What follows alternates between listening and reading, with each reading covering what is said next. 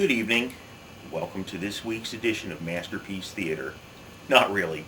It's just Christmas, and it's time I thought for us to sit down by the video fireplace and read a little story about Christmas. It's The Night Before Christmas by Clement C. Moore.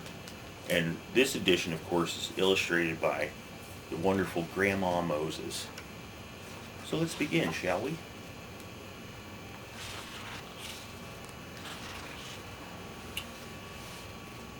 'Twas the night before Christmas, when all through the house not a creature was stirring, not even a mouse.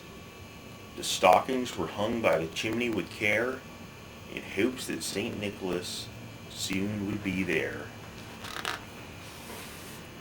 The children were nestled all snug in their beds, while visions of sugar plums danced in their heads, and Mama in her kerchief and I in my cap had just settled down for a long winter's nap.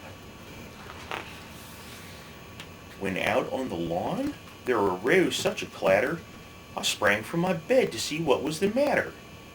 Away to the window I flew like a flash, tore open the shutters and threw up the sash. The moon on the breast of the new-fallen snow gave the luster of midday to objects below. When what to my wondering eye should appear but a miniature sleigh and 8 tiny reindeer.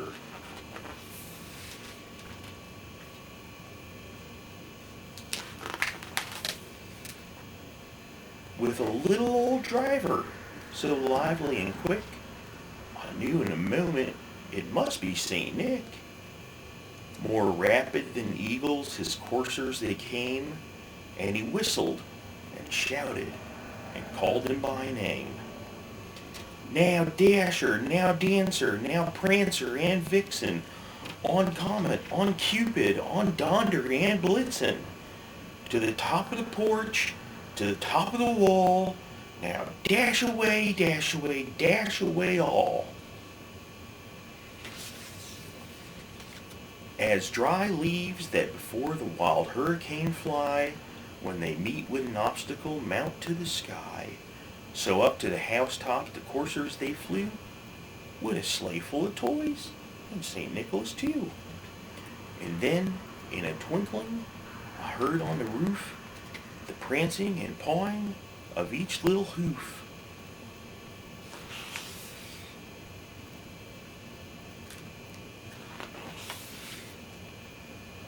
As I drew in my hand and was turning around, down the chimney St. Nicholas came with a bound.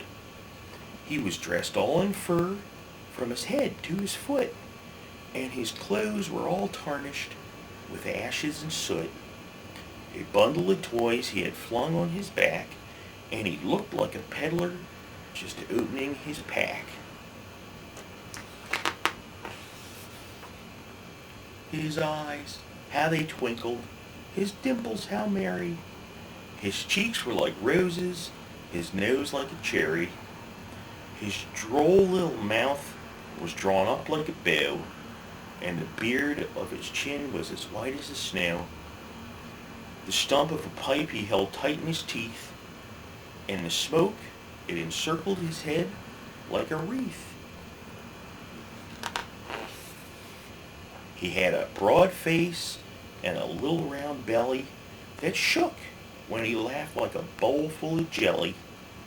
He was chubby and plump, a right jolly old elf, and I laughed when I saw him in spite of myself.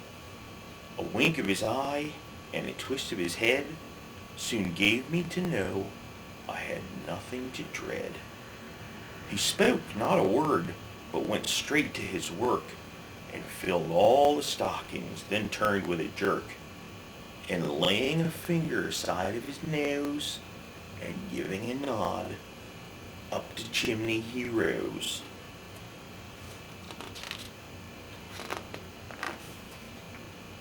He sprang to his sleigh, to his team gave a whistle, and away they all flew like the down of a thistle.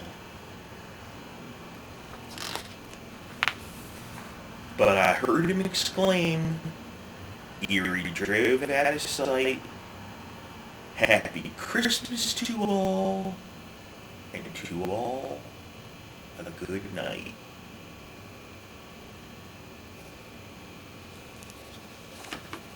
Merry Christmas.